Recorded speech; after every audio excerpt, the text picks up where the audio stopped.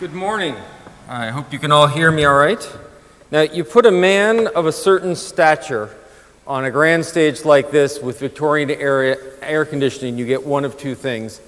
One is opera,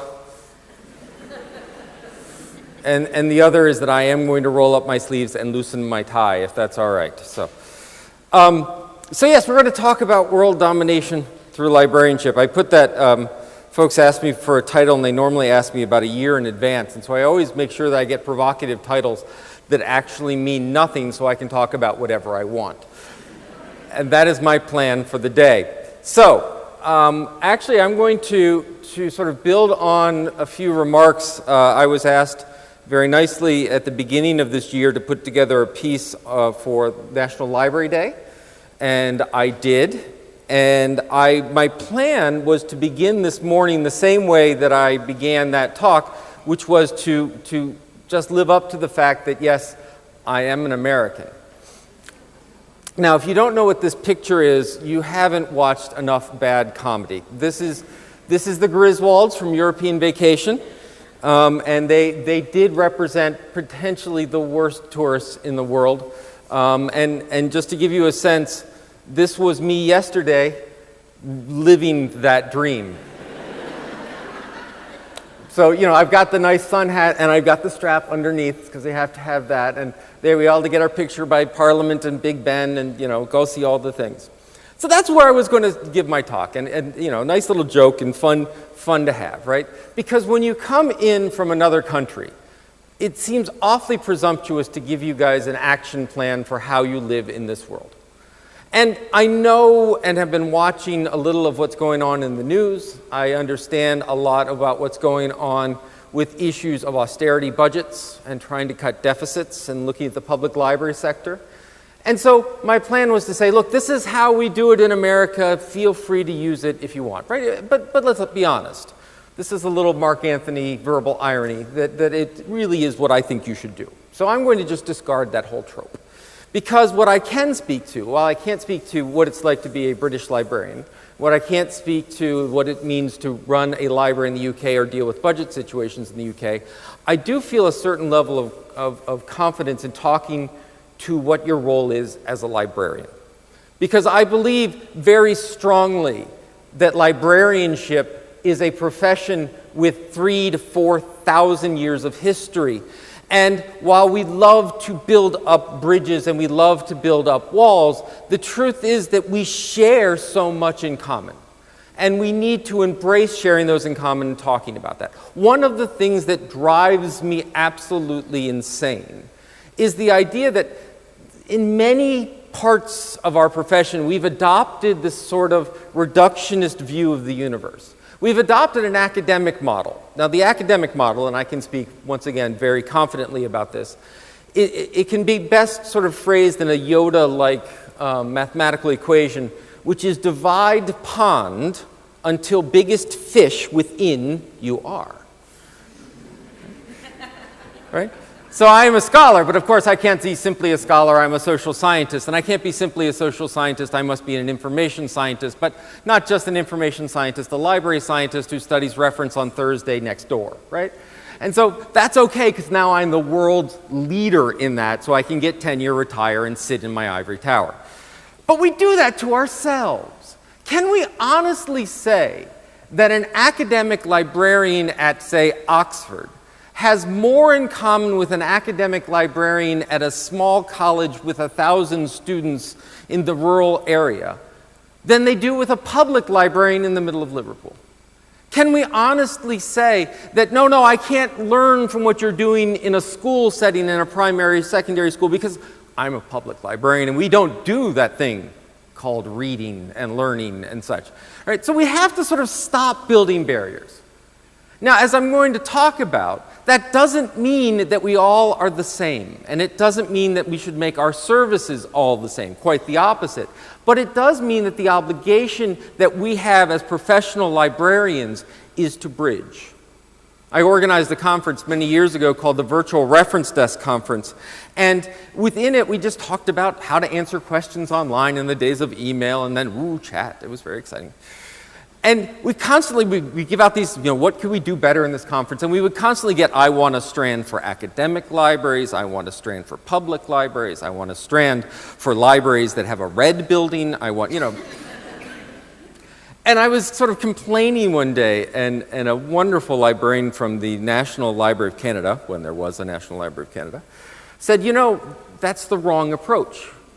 It's not that it's unimportant where your library is, or what type your library is, or what community you support. What it is that it's your obligation as a professional to bridge great ideas into that environment. And by the way, that's not just from other libraries and not just from other countries. That's from other sectors. That's from other industries. That's from other schools of thought. That's even things from other, political ideologies. So I'm not going to pretend and play this game. I am going to say that I feel your pain. This is a graph of the economic, what we call in the United States, the Great Recession, which we are proud to have begun just for you. Thank you. Because we didn't give bankers enough free rein, we've decided to give them more. Anyway, so around 2007, 2008, a couple of people decided, hey, let's invest in lots of real estate that means nothing, and suddenly people realize what happens, and gross domestic product dropped by about $1 trillion. And we're all still in the midst of recovery. But if this story sounds familiar, what happened was, about here, public librarians began being laid off. Public libraries began being closed. People began looking at how do we reduce funding, because that led to recession, which led to unemployment, which led to lower local tax base, and in the United States, local tax base is vital and important to what happens in public libraries. Now, this is not all bad news, because right about here, all those public librarians that were laid off decided they needed to go get another degree, so they all went to a university, and I had a better job, right? So all the academic librarians were suddenly going, yay, job security, not realizing that what happens a little further down is eventually people can't pay for the education, because as we know in the US, it's very important to put people in debt for education and health care, don't ask me why. And so eventually those jobs began becoming depressed economy. So we saw a lot of what I'm reading about in The Guardian, what I'm seeing on Twitter, what I'm seeing with the discussion of local councils. We saw a lot of this. And what's amazing is people don't necessarily understand, in the United States, we actually have less security for public libraries than you do. Now, what I hear about is, oh, all the local councils are ignoring the law. You have a law, right? We have a, gosh, let's have a library mentality. I mean, it's a different world. But this idea of security and what happened. And so what I want to talk to you about is what happened. And I want to talk to you, I'm going to do the thing that we know what happens if you ask someone to recount a story. So in social sciences, if we ask you, how did you get here today? Or how did you become a librarian? Or any story, really, people will tell you, which is lively. And they will lie through their teeth. They will have no idea they're lying through their teeth, but they will. Because what our brains do is we don't want to be caught saying things like, I became a librarian because I was last in line when it was signing up for degrees. Right? We want it to be intelligent and meaningful and understand. And so what we do is our brains recreate our narratives on a regular basis. So I'm going to admit to you I'm about to recreate a narrative. I'm going to make this action plan of how public libraries in particular, but all libraries in the US and other countries sort of responded to this in a positive way, because there's a happy ending. And I'm going to make it sound like I was the one orchestrating this, because I don't have a big enough ego as it is. No. It happened in lots of little places. It happened with experimentation. It happened with trial and error. But it happened. And so what I'm going to give you is my action plan. So the action plan for libraries, and really the action plan for librarians, and we're going to talk about that difference real soon, is an action plan to talk about world domination. Now, you're saying, Dave, really? World domination? Us? Could you do a worse job? I mean, just take a moment. If librarians were in charge, would we really screw it up quite as bad as it is now? But second thing is, we often look at these grand schemes and we just sort of push them off like, oh, no, that's not me. Thank you very much. We're librarians. We're librarians. Isn't it nice? It's not nice to be a librarian. It's awesome to be a librarian. It's not, we do nice things. We don't do nice things. We do incredibly important things. We have to begin realizing the power that we have. We have to realize the stature that we have. We have to realize that while we may look at ourselves as somehow a mousy profession caught somewhere, or worse, we see our publics as perceiving us as a mousy, obscure thing. We have to understand that through history, we have been a power for societal change and a power for advancement of humankind. We helped bring Europe out of the Dark Ages. We helped spark a Renaissance. We helped build pyramids. We helped build aqueducts. We helped Rome expand. Librarians had that power. And librarians have that power now. So what I ask you to do is not to look at this, and if you get the reaction of, oh, no, no, no, no, that's not nice for world domination, stop it. Or if you look at that and say, oh, no, no, no, no. I was having dinner last night, and we were with Phil Bradley, and Phil was saying that he had a librarian who said, you know, if I do my job really well, no one will know. Stop it. This is all about self-aggrandizement. We're worth it. It's okay. So my action plan. We're going to start by first conquering our own demons. Because as a library field, we have demons. We have problems. We have internal debates. And I will tell you that we often take on airs and definitions that are not helpful to our profession. Once we have that, we need to talk about controlling the narrative. We need to talk about controlling the narrative not only about librarians and librarianship, but of whole communities. I'll give you some examples of that. I'm going to tell you then we need to get invited by being present. What that means is we need to be out in our communities so that our communities invite our participation, invite our guidance, invite us to be part of planning. And we must understand that we are never neutral. We are never unbiased. We always add value. So let's jump right into it. First demon to conquer. Competition. You are not competing with Google or Amazon or Apple. Stop it, stop it, stop it. Google is not in the information business. Even Google will tell you Google's not in the information business. Google is in the advertising business. It is the world's largest advertiser. It distorts search results based upon it. It changes how people find things. It explains why they give things away. Google is about your eyeballs and selling your interest. That is what it's about.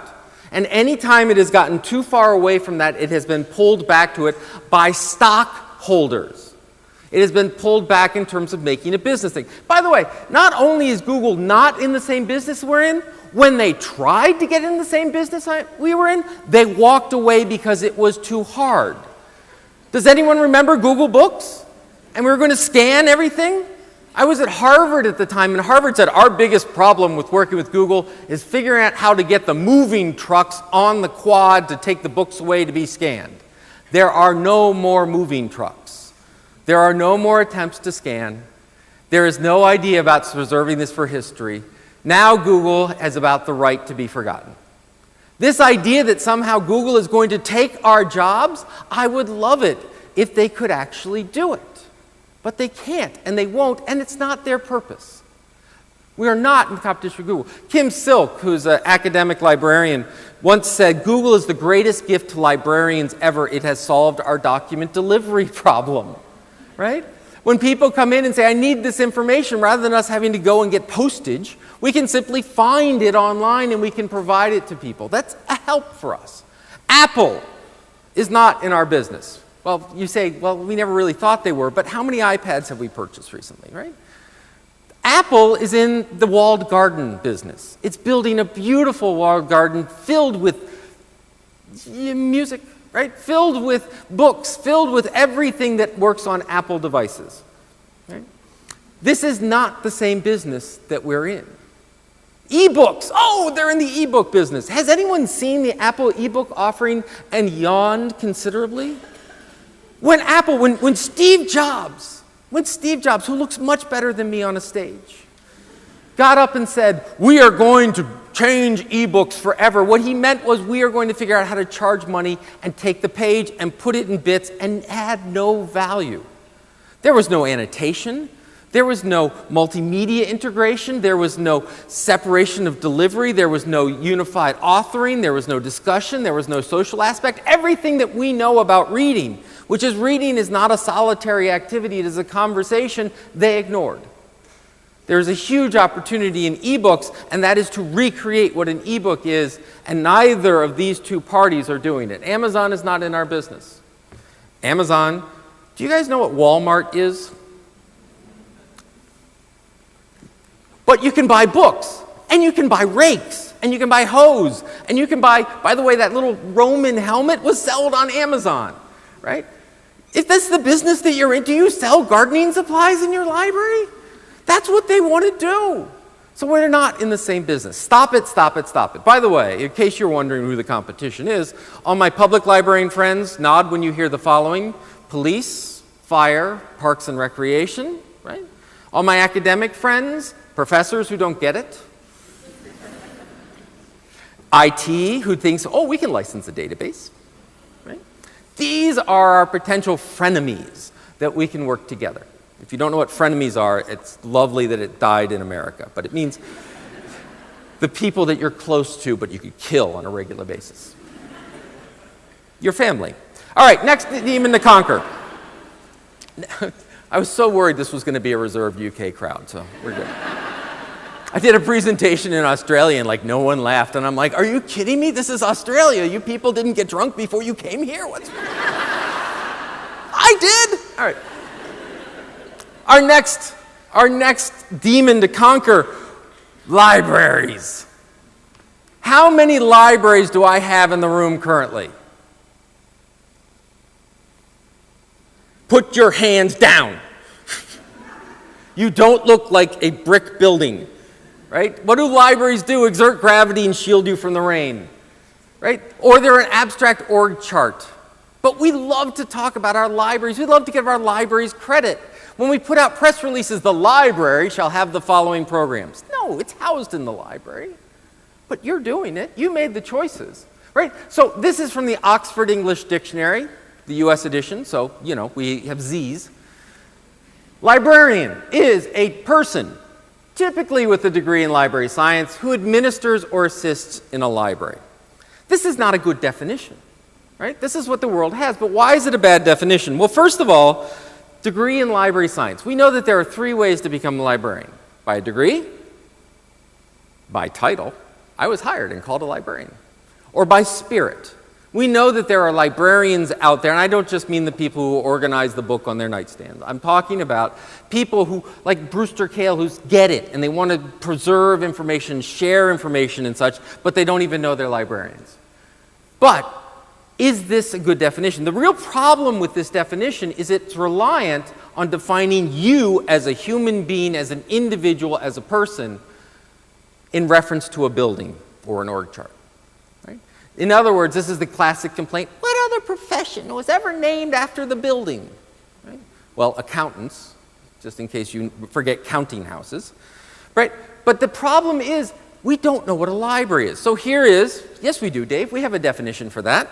We know clearly what a library is. A library is a building or room containing collections of books, periodicals, and sometimes, really radically, films and recorded music for people to read, borrow, refer to, right? Or a collection of books and periodicals held in a library. But here's the problem. That doesn't really tell us much, right? First of all, we know that that includes things that aren't libraries. Right? There are lots of rooms or buildings that contain books and sometimes recorded music and collections. Right? But we don't call them libraries. Right? We know that, for example, there are whole buildings full of materials from stacked to the ceiling. There live in these people, we call them hoarders. Right? That's a pathological condition. Right? We don't want to call those libraries. Quick joke. What is the difference between a librarian and a hoarder? Librarians use canvas bags. All right.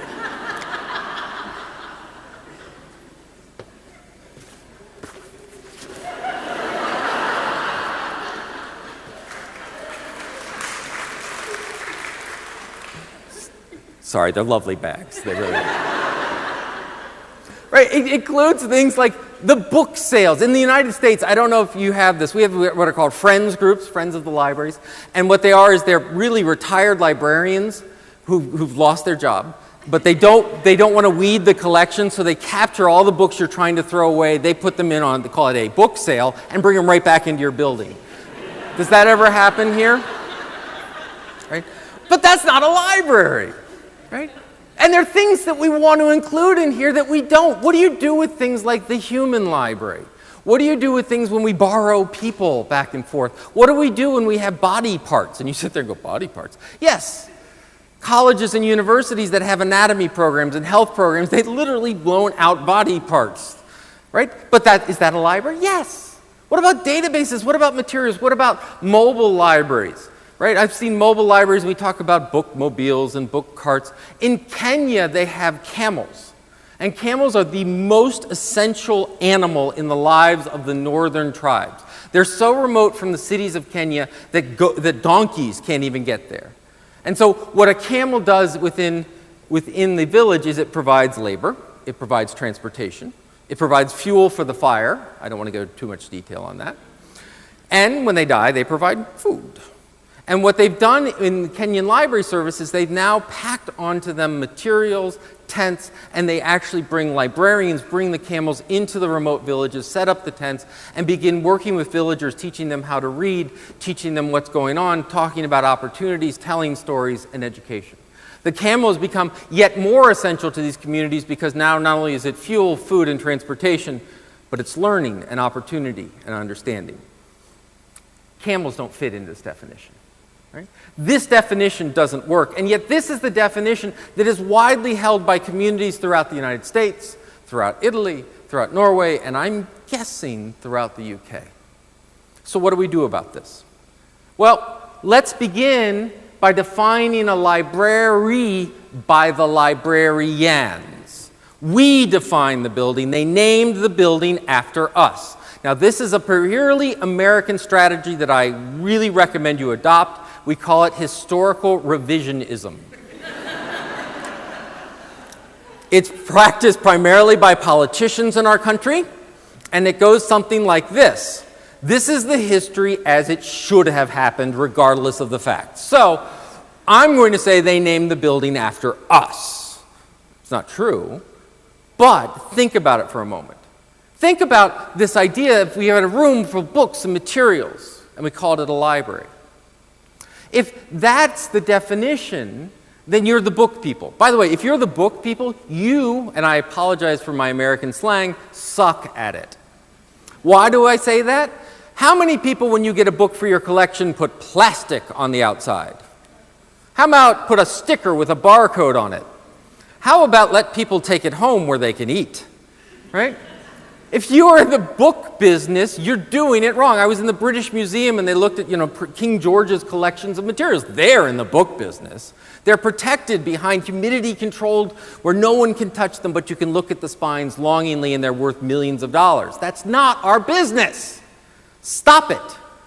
Special collections, exception. But even the special collections, we weld the notion of preservation to access and understand that they're the same thing. And it doesn't mean to look at them admiringly, it means to study them and make sense and understand the world. So, librarians make libraries. Why? Because we build and operate institutions based on our mission. And what is the mission of a librarian? The mission of a librarian is to improve society. Feel free to stop it there. How? By facilitating knowledge creation in our communities. So when we create a library, this is the definition we need to look for. It is a mandated and mediated space, virtual and or physical, owned by the community, but stewarded by librarians and dedicated to knowledge creation. We're going to talk about that in a second. Mandated, you can't simply walk in and say, here's a room, yay, we have a library, and no one comes, and no one cares. So we mandate it. How? Charters, laws. We create organizations. We create budget lines in business settings. We set aside space. We as a community come together and say, we want a library. But it's mediated. It's not just we have a space. It's mediated by librarians. When you walk into, I was just walked next door to a beautiful Liverpool library, right? It had materials in an order, and some were highlighted, and some were on the first floor, and some were on the third floor. That didn't just happen randomly. It happened because we mediated it. That power that librarians bring to it, we mediate this space. So when people talk about, great, we have a library, let's get volunteers to run it, they're missing the idea that we mediate this. Owned by the community. I want to be really clear about this one. Who owns it? The community owns it, which means they should have a voice in it. They should have a say. They should have part of it. But it also means they have a shared responsibility. Stop telling people that library services are free. They are not free. Unless you're working for gratis. Taxes, tuition dollars, feedback, budget lines, overhead, all of these things pay. They may be free at point of service, but they are not free. So they are owned by the community, and the community has a responsibility to keep it going. All too often, we let them off the hook. When we use the language like the customer is always right, when we use the language of customer, when we use the word, we are absolving them of their responsibility. We need to stop that. They have a responsibility to us as much as we to them. Stewarded by librarians, meaning we provide intellectual control and dedicated to knowledge creation. Which brings us to a set of other demons and a drink of water. I know I started out with jokes and then I got all serious on you. The next demon we need to conquer are collections. Collections. A library is about its collection. Librarians are collection stewards. No. Librarians can use collections. Librarians can be part of collections, can build collections, but they can be librarians without collections. You don't become not a librarian when you go home because you've left your librarianship back in the building. Ask your significant other. They will tell you how annoying it is that you did not leave your librarian self back at home.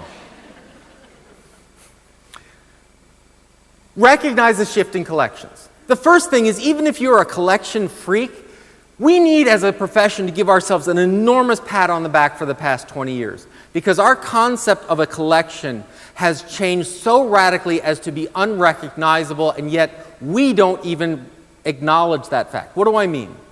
Libraries used to be about what they bought and what they owned and what they had. Right? We bought the papers, we bought the books, we bought the materials, we bought the prints, we organized them, they're on our shelves, they're ours. Not only did we buy them, but we chose them. And we knew every part of them. And then something odd happened. People began saying, hey, look at this thing, it's called a reference resource. And we made them electronic. And so CD-ROMs started making their ways in. Right? CD-ROMs, you sit there and go, yeah, Dave, CD-ROMs, big deal. Think about what you did. You provided access to a collection of materials that you no longer knew the scope, the scale, and what was on that CD-ROM. You couldn't. Librarians became knowers of their collections to access points, to finders, to searchers. We made our collections porous. We suddenly were allowing things into our collections that we did not uniquely select. And if you say, yes, we did, we picked the CD, I think you're missing the point of the hundreds of thousands of articles that came with that CD that you didn't pick. And when we put them online, it's the same thing. And then the internet came, and we said, now you can access the internet, and the internet became our collections. Today, our collections are primarily leased or rented. They are out of our control. We've let other people do the selection criterion for them.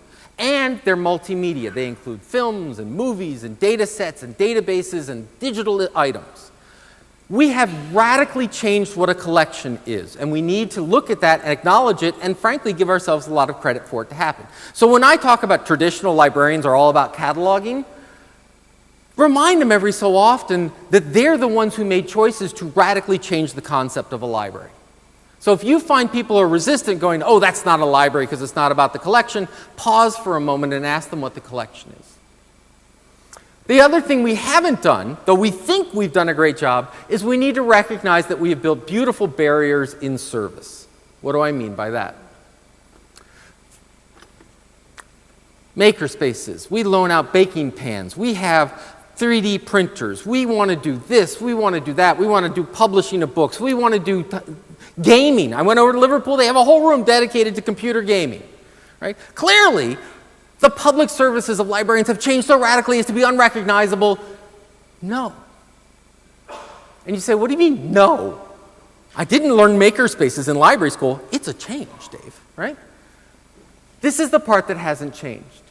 I know this sounds, how can I help you, like the most wonderful invitation and gift we can give to our publics. It sounds like we are being altruistic. It sounds like what we are saying is we're of service, that it's noble.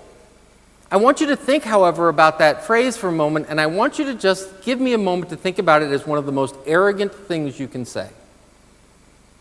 Wait, what? No, that's not arrogant. How can I help you? Because clearly you couldn't help me. How can I be of service to you? Because obviously you're here because you have a problem. I was at Harvard for a while, and people, when I came back from Harvard, people said, are they really snooty and arrogant people? I said, no, they're lovely people. They're lovely people. They let the buildings be arrogant for them, right? I'm sure it's nothing like Oxford or Cambridge that way, right? It's like, hey, how's it going, Dave? Oh, by the way, this building's, 1,200 years old. Have a good day, I know, in the U.S., etc. But what I mean by that is whenever I would go to them and say, hey, could I give a talk? No, this is your time. We're here for you. Hey, have you thought about trying this service? No, really, we've got this. Maybe you want to study how we do it. So when people walk into your library and they want your service, how much of them are you inviting them to provide service? And how much of it is, no, we'll help you. In the US, we have this thing called STEM education, S-T-E-M, science, technology, engineering, and mathematics. And the idea is that we want librarians to start promoting STEM literacy. You know what the worst way for librarians to promote STEM literacy is? Becoming STEM experts. Right? I don't know, once again, maybe different in the UK, but a lot of librarians come from a humanities background. They come from the idea of wanting to understand literature and reading, writing, etc. And so if we look at standard services, which is I don't offer a service unless I, as the librarian, understand completely what's going to happen here. I've read the book, I know the story time, I've tried it out, etc. The idea that we would invite a community member in to make up a service that's offered in our space, that's bizarre. Because we've set up this thing of how can I serve you? So we need to understand that our collections are our community, that the expertise that we need to bring to our communities actually lies very much in the community. Our communities, if you're an academic, your community consists of scholars, of law, of doctors, of medicine, of social science, of humanities, of history, of literature. And if you're in a public setting, it consists of lawyers and tax experts and mechanics and engineers and brilliant people. That's the collection.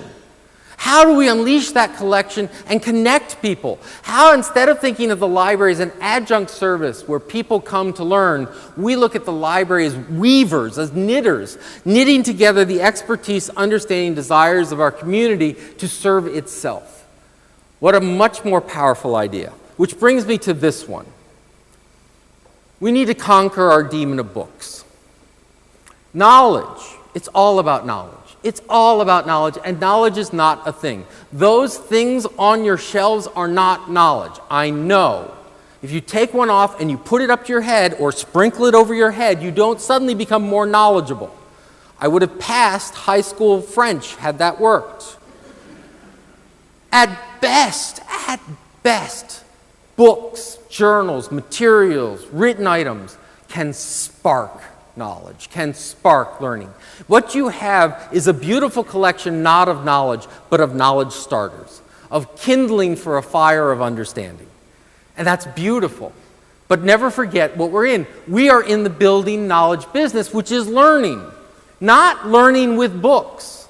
And if you say, yes, we're learning with books, then what century are you living in? Were you learning with scrolls 1,000 years ago? Another fabulous joke. When the Library of Alexandria probably had decided to go from tablets to scrolls, I'm sure they had a committee on mobile technology. Well, I don't know. Will people know how to access it? You have to turn these.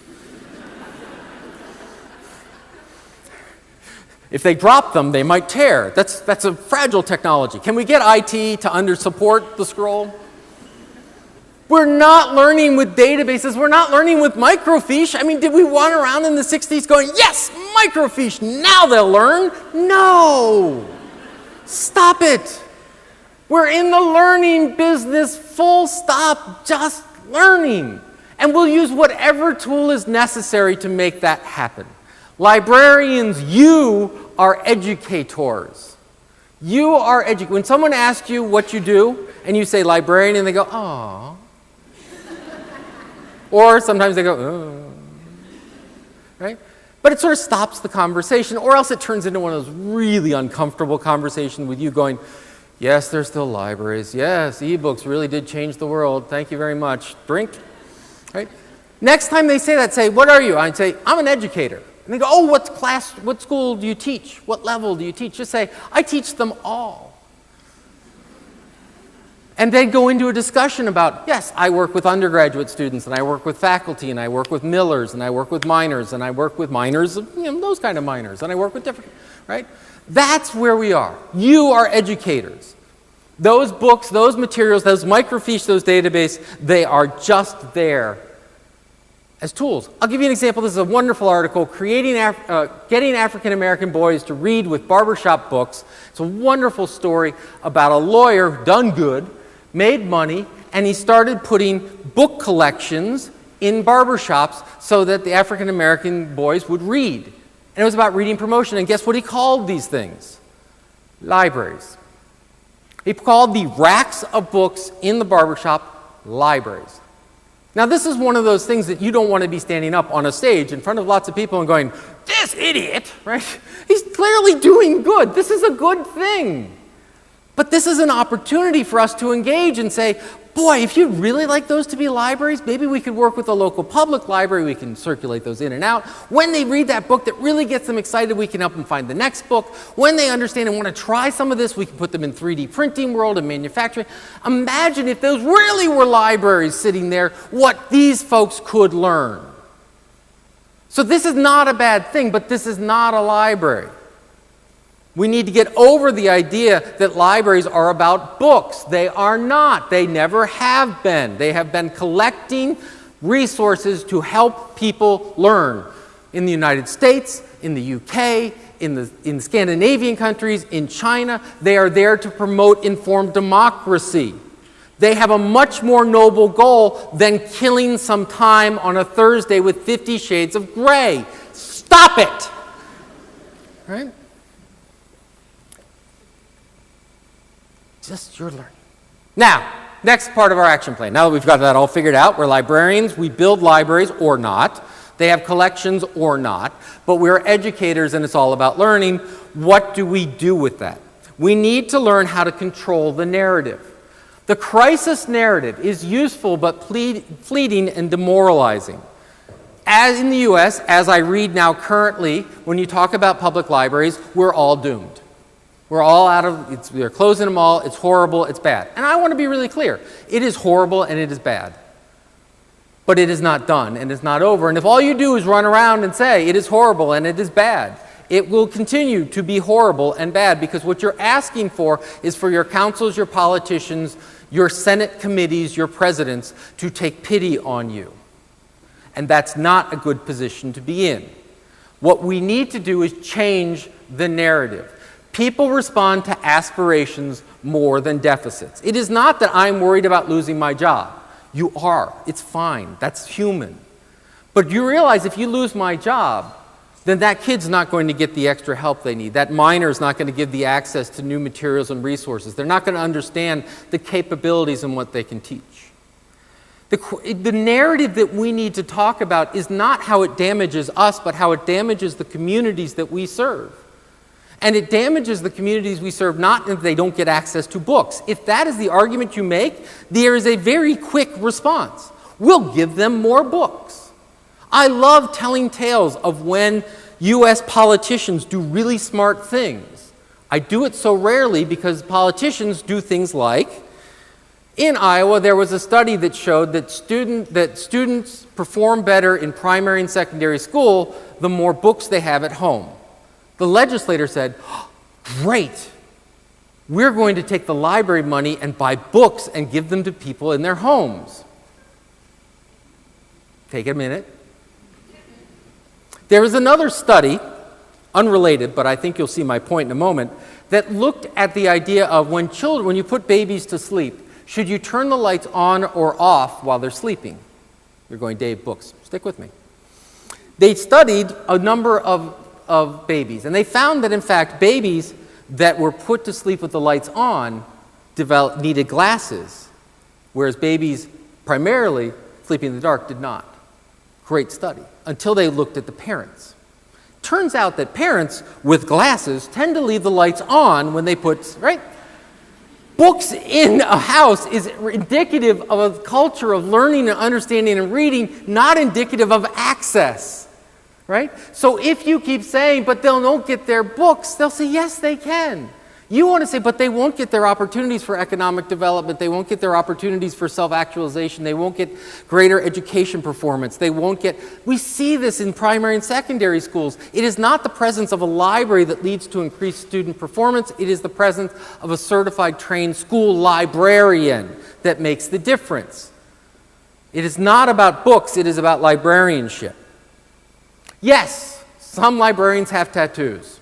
So in the U.S., all that wonderful literature about libraries are dying, libraries are obsolete, libraries go away. We wrote all those articles. The internet was going to put us out of business, right? Then the web was going to put us out of business. Everyone's going to put us out of business. And all these things showed up in all the articles. And then the reporters, 5 years, started going back to the libraries that were supposed to be closed, and they noticed they were busier than ever. And they looked around and they said, what's going on? You're supposed to be out of business. And they found librarians with tattoos. Right? And so I swear to God, go to your favorite search engine and do a search for librarians and tattoos, and you will find an enormous number of articles, mostly from the US, about librarians having tattoos. Now, if you have ever lost a great deal of weight in your life, you will be familiar with this. It's when you walk in and you haven't seen someone for 5 years and you've lost 10 pounds, and they look at you and go, you've changed your hair. Right? No, I've changed my body. Clearly, I haven't. But anyway, right? This is what happened, was they wanted something different, something's new. They had a vacuum because they had to explain why they were wrong. And we as librarians weren't giving them a narrative, so they found their own, and their narrative was librarians are cool and they have tattoos, and that's... Remember when getting tattoos was a sign of resistance and, threat against authority, and not, I'm at 16 years old and I've got some extra babysitting money? Remember that? All right. I love tattoos.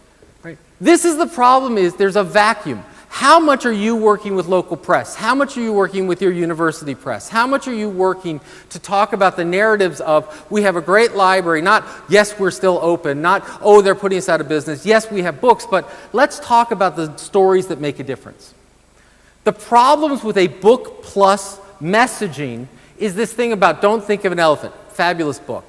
It's social psychology. What it means is if I tell you, ready? We're going to do an experiment. Everyone ready for an experiment? This is good. Don't think of the color red. How many of you just thought about the color red? Right? Our brains are built to do that. When you hear something over and over again, our brains pick up the repetition. They don't pick up the nuance. So when Richard Nixon, President of the United States, gets up and says, I am not a crook, after 300 articles have been published about how he was a crook, all you hear is, I am a crook. So when you keep saying, libraries are more than books, libraries are more than books, we have more than books, people keep hearing books, books, books, books. And it's not that books are evil, it's not that I hate books and reading. I want to be really clear here. I'm much more impressed with what books do than the physical thing about books. Let's talk about impact. Let's talk about measurement. Let's talk about what we're doing. Now, controlling the narrative. Jamie LaRue gave a fabulous presentation on what he calls 7 important messages. And I've added, see which part I've added, right? We're librarians. Stop saying the library is here to do it. I mean, I love in Europe, you guys have addressed, when you talk about in college, you don't have the school of so-and-so, you have the faculty of. Why don't we do that with libraries? The librarians of Liverpool are going to offer a program next week. Let's remind them that we're here, right? We, librarians, are here for you in tough times. Now in the US examples, here are 3 examples of where that happened. This first picture where you see everyone lined up, this is Hurricane Sandy. This is a hurricane that came through the eastern seaboard, wiped out a huge number of homes, flooding through New York City, wiped out power grids, and libraries opened up and said, come recharge here. Come here and we can help you get food, we can help you get power, we can help you get your cell phone working, we can connect you. Even though the librarians were living in houses that were flooded and broken and torn down, they still opened them. And they took their bookmobiles and they threw as many remote battery chargers as they could, and they started driving through the streets of New Jersey to power people up. We are here when times are tough. So now when you hear about natural disasters, librarians are included in disaster planning. They're included in city plans, they're included in state plans, they're included in municipal plans for emergency services because we are here. This is Ferguson. So in Ferguson, Missouri, which is in the Midwest, which is sort of what we call flyover country in the United States, right? It's sort of, oh, that's the Midwest. It's nice and boring there. A white cop kills a black kid. A white cop that turns out is a white cop on a majority white police force as part of a majority African American community. Led to protests. Protests led to riots. Led to destructions. What happened was the governor called a curfew. He kept everyone at home. He closed the schools. He called out the National Guard, armored people. We're talking in the middle of America, people with bulletproof vests and semi-automatic rifles and riot gear, and I swear to God, armored tanks pulled into the streets of Missouri to bring down the protests. Now, I said they closed the schools. You go, so what? Well, in the United States, we have this thing called free and reduced lunches, which means for children under a certain economic level, they get food at school. So these kids were not only home during protests and riots and hearing tear gas explode outside of their homes, they were hungry and they were tired.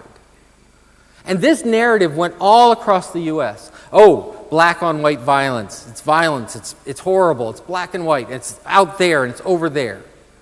And this little sign went up in front of the Ferguson Public Library. Stay strong, Ferguson, we are family. And you say, oh, big deal. Then Scott Bonner, who had been on the job for about 2 weeks, opened up the library and invited all the teachers from the closed school to teach in the library. When they ran out of room in the library, they started teaching in the local churches and the local museums. They had food services coming in to serve kids food while they were in the library. They were there in a time. And this turned something different. Suddenly, instead of it being black on white violence out there, it was, we're a family. And there are families who need help. And there are families who need help in Syracuse. And there are families that need help in California, and there are families that need help in London, and suddenly we all got that narrative. What they did is they changed the understanding of that situation, and they included everyone. We're there in tough times. Then in Baltimore, they take white cops throw a black guy in the back of a police van, break his neck, and he dies. Leads to a massive peaceful protest, 32,000 people on the street. But anger bubbles over.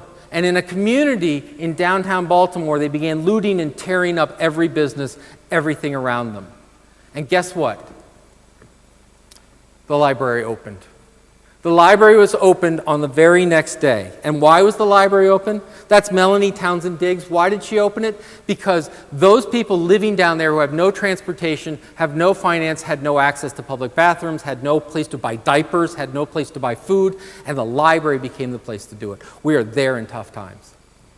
We serve. Right? That's what service means. Next narrative.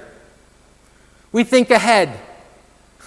You want to read what happened here in 200 years ago? Good news, there was a librarian 200 years ago who said, we should probably keep that.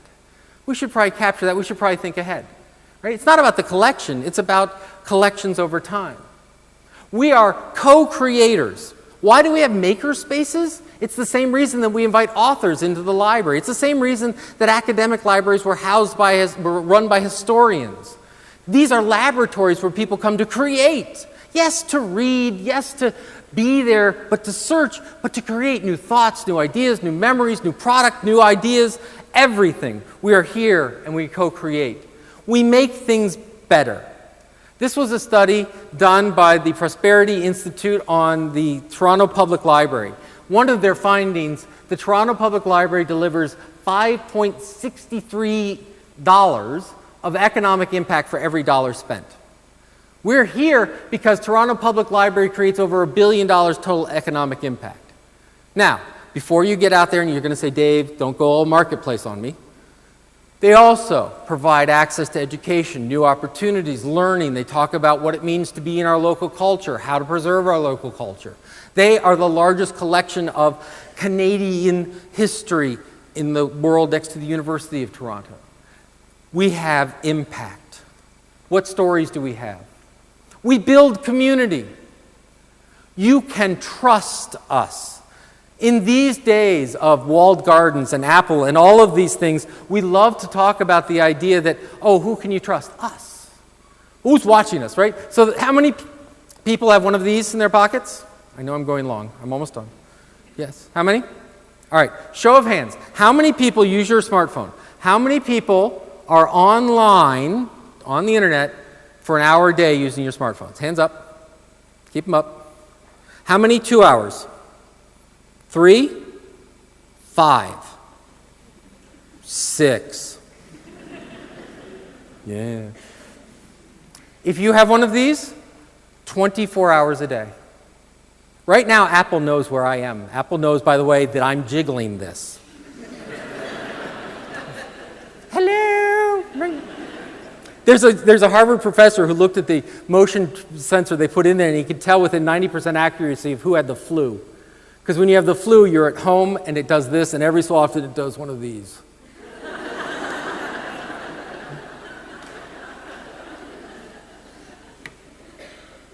They can trust us. Librarians and libraries will endure. Next thing, and I'm going to run through these quick. We need to be invited. So next part of our plan, get out of your building. Get out of your building, leave your building. The building is for the community. Stop it, it's not for you, go away. You should be in council meetings. You should be in arts council meetings. You should be in faculty meetings. You should be in principal meetings. You should be in departmental meetings. And you say, well, what am I going to do when I'm there? Listen. What do you do? If someone's going to do reference and they walk up and they have a question, what do? You listen. And ask a few questions, and once you feel you have an understanding of what they need, you begin providing resources. It's called reference. Go do reference. So that when you're in a council meeting, when you're in economic development, arts council, whatever it is, and people, you listen, and then you go, hey, you know what? I think you could use this. And if you go to enough of them, you do collection development. So you go, hey, you know, they're doing the same thing. Maybe you can work together. And you begin weaving and knitting your community together. Embed yourself within research teams. Embed yourself within different systems. You don't have to all work under the same roof. Every hotspot's a library. In the US, we're starting to offer hotspots because we have, this market condition that's going to solve all the problems and leave half of the people without internet access. So they're loaning out cellular hotspots. That's now the library in their home. What services can you provide there? How can you be part of it? How can you be wherever your community member has one of these? And what are we going to do when we're there? Why are we dominating the world? We're dominating the world so that we can add value. We're dominating the view because we want to bring our professional values. Do librarians have to work in libraries? I know I'm way over time. Do librarians have to work in libraries? No. Are they still librarians? Yes. Why? Because we need you guys working in the banks of the world to stop them destroying our economy. We need them to work in the government so that instead of us being us versus them, we're in them. Run for city council. If you're worried about the city councils cutting libraries, have you run for city council? Run for it. Take it over. And what are the results of this? The results of this is that, yes, we look like the community, not each other. When I go to Liverpool, I should be able to walk in and understand what it's like to be in Liverpool. When I walk into Birmingham, I should walk in and see what it's like to be in Birmingham. Let's stop with the idea of cookie-cutter services that we all have to look the same. Maybe we have maker spaces or entrepreneurship. Maybe we have true university presses that support faculty videos and blogging. Maybe we have collections of fishing poles and lectures and author talks. My final comment, because I've now gone way over time, is for you now sitting there, it's your turn to try and incorporate this. And one of your reactions will be, well, it's easy for you to say. It's easy for you. In the States, it's different. In the United States, it's different. And I can buy that. When the Siege Heart report came out and I put out some comments on it, I got a lot of feedback going, oh, Lankus doesn't get it. Parliament will never do that. These people don't understand. They're all about this. If you had told me 10 years ago I would be living in a country that just legalized same-sex marriage, and where the White House, literally the seat of world power, has a rainbow flag projected upon it in a land that has national health care, and where we're finally starting to have an honest debate about institutional racism, I would have said, you're nuts. And you know what happened? People didn't listen to me, and instead they went to change the world. My invitation to you is not to be good librarians because it's nice. To be a good librarian does not mean that you sort or catalog faster. It does not mean you take care of a collection. It doesn't mean you work in a library. Being a librarian is not about AACR2 or the MARC format or RDA or how you search. Being a librarian is about being someone who believes that they can change society for the better through knowledge. Being a librarian today is about changing the world, not documenting it, not sharing it, not circulating it. When you are in your communities, you are a part of an international world distributed network of knowledge agents out to improve the world. To improve it for everyone and all people. Never underestimate your power, never underestimate your job, never underestimate the task before you. That is what we're about. That is what we can do regardless of country, regardless of library type, regardless of color or age. It doesn't matter. Change the world. Thank you very much.